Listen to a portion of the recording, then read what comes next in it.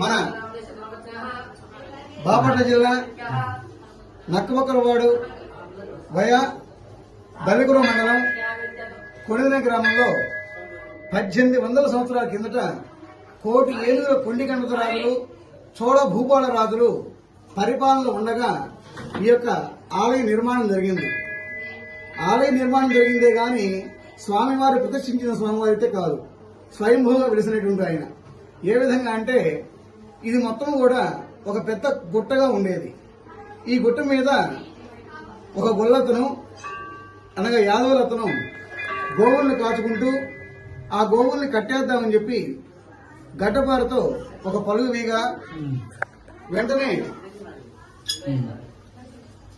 అక్కడ నుండి చీముగారటం ప్రారంభమైంది. తర్వాత ఇంకొక పలుగు వేయగానే రక్తం రావడం ప్రారంభమైంది. వెంటనే తన దృష్టికి వస్తా పోయింది.